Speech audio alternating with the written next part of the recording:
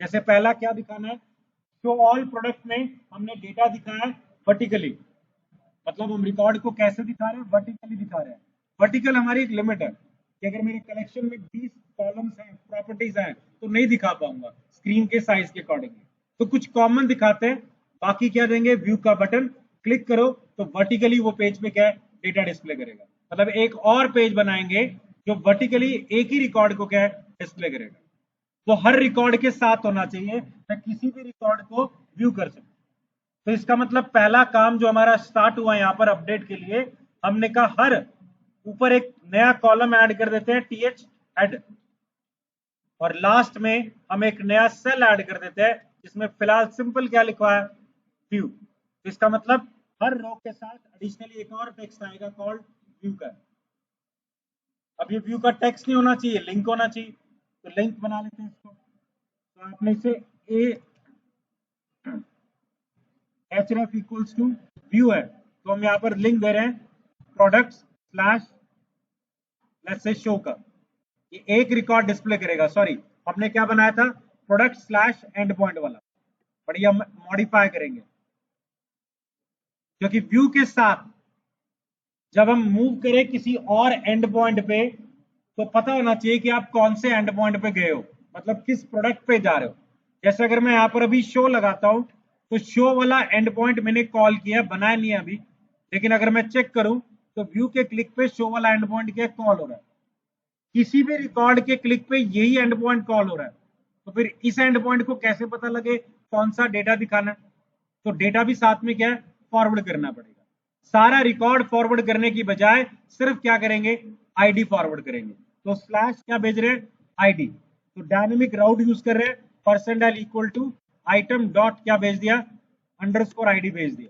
तो अब her and point view के साथ एडिशनली क्या जा रहा है, उसका आईडी फॉरवर्ड हो रहा है, ताकि शो पेज पर अगर हम गए हैं तो हमें पता होगा कौन सा रिकॉर्ड डिस्प्ले करना है। ठीक है, अब ये शो की बनाने की बजाय भी आप सीधा ही करो, स्लैश प्रोडक्ट स्लैश क्या है, आईडी, शो वाला एंड पॉइंट बनाने ना पड़े, मतलब एंड पॉइंट तो बनेगा बट उसके नाम कॉमन हो। क्लियर है? तो अभी तक प्रोडक्ट वाला एंड पॉइंट आपका बना हुआ है, प्रोडक्ट स्लैश वाला, वो था आपका ये वाला। अब एडिशनली हम इसमें क्या ऐड करेंगे, एक और एंड पॉइंट ऐड करेंगे सेम वाला, लेकिन उसमें क्या है, डायनेमिक राउट है, तो वो क्या रिसीव कर रहा है, आईडी रिसीव करेगा। कलेक्शन प्रोडक्ट में इसने सारे रिकॉर्ड फाइंड नहीं करने, क्या करना है, जिसका अंडरस्कोर आईडी मैच कर रहा है आपके रिकॉर्ड से, रिक्वेस्ट डॉट पैरम्स डॉट क्या है, आईडी से। मतलब पैरामीटर में क्या आ रहा है, वेरिएबल कॉल्ड आईडी आ रहा है, जो आईडी आईडी से मैच करे सिर्फ उसी का डेटा डिस्प्ले पर लाओ। सॉरी, मैं पहले इससे पहले कंसोल डॉट लॉग कर रहा हूं डेटा को, ताकि पता लगे क्या डेटा है, क्योंकि इश्यू है, आएगा नहीं डेटा। मैं यहाँ पर व्यू पे क्लिक कर रहा हूँ, ब्लैंक स्क्रीन है, बट मेरे वहां पर डेटा आना चाहिए सर्वर पे, वो भी क्या आ रहा है, ब्लैंक ही आ रहा है। फिल्टर हमारा सही है कि आपने पैरम से मुझे आईडी दिया है और मैं उसे अंडरस्कोर आईडी से क्या कर रहा हूँ, कंपेयर भी कर रहा हूँ, बट प्रॉब्लम क्या है, अंडरस्कोर आईडी का टाइप क्या है, ऑब्जेक्ट आईडी है, और आपने जो पैरम्स में आईडी दी इसका टाइप क्या है, वो स्ट्रिंग है, मैच नहीं करेगा, कन्वर्जन रिक्वायर्ड होगा। सो इसके लिए हम क्या करेंगे, एक और लाइब्रेरी, एक और क्लास इंक्लूड कर रहे हैं, ऑब्जेक्ट आईडी। कहां से आएगी, मोंगोडीबी से ही आ रही है। मोंगोडीबी में एक और हम लाइब्रेरी इंक्लूड कर रहे हैं, क्लास इंक्लूड कर रहे हैं कॉल्ड ऑब्जेक्ट आईडी, उसी के नाम से रख दिया मैंने, ताकि मैं यहां पर आईडी पास करने की बजाय न्यू ऑब्जेक्ट आईडी कन्वर्ट करूं, इस स्ट्रिंग को किसमें, ऑब्जेक्ट में कन्वर्ट कर रहा हूं, स्ट्रिंग को ऑब्जेक्ट में कन्वर्ट कर दिया। सेम वही कोड है, सेम वही पेज है, हमारा आउटपुट अब आ रहा है। तो टाइप इंपॉर्टेंट है। हमारा काम सिंपल ही था, हमने डेटा रेंडर करने के लिए किसी को देना है कि आप दिखा दो इस डेटा को, तो हमने इसका नाम रख दिया है शो, सिंपल। तो हमारे प्रोडक्ट्स में एक और व्यू बना रहे हैं हम, कॉल्ड शो डॉट क्या EGS, ये बिल्कुल सेम क्रिएट की तरह ही है।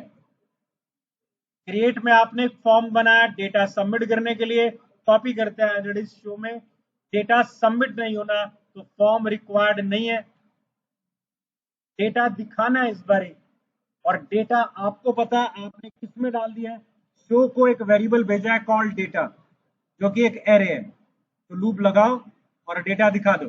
हालांकि उस लूप में पढ़े कितने होंगे, एक ही रिकॉर्ड पड़ा होगा, तो एक बार ही लूप चले गए अपने आप ही।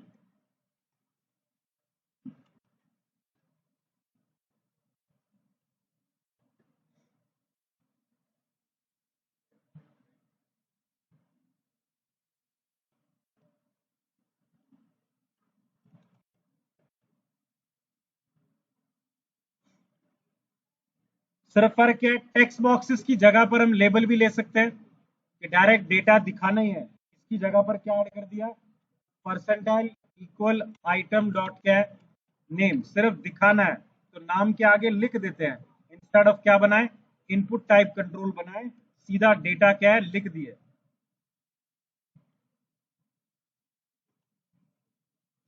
बटन रिक्वायर्ड नहीं था कोई भी, हटा दिया। तो सिंपल आपका शो डॉट EGS पेज जो डेटा डिस्प्ले करेगा। तो अब चेक करो जरा, हेडर फुटर ऑलरेडी बिल्कुल पहले की तरह लगा दिया है, व्यू के क्लिक करने पर ये TTT वाला प्रोडक्ट है, तो यहाँ पर TTT प्राइस के साथ डेटा डिस्प्ले पर आ रहा है। कुछ मिसिंग है वो जरूर चेक करो, पहला ये एंगल ब्रैकेट फालतू, दूसरा डिस्क्रिप्शन गलत, तो आई कैन सी कि डेटा मिसिंग था, अब कंप्लीट है। तो मतलब किसी भी रिकॉर्ड पे क्लिक कर रहे हैं थर्ड प्रोडक्ट, तो थर्ड का डेटा डिस्प्ले पर आ रहा है। हाँ जी क्लियर हुआ है। व्यू का लास्ट दो ऑपरेशन रह गए, एडिट एंड व्हाट डिलीट, अभी करूं या कल, जैसा आपको होगा, क्योंकि नेक्स्ट लेक्चर में इसमें और एड ऑन करूंगा मल्टर, और फिर ये खत्म होगा। 3 ही लेक्चर पेंडिंग है आपके नोड के, एक आज हो गया, 2 और पड़े, उन 2 के अंदर मल्टर और ये 2 ऑप्शन, और लास्ट वाले में मोंगूज, ये करना है।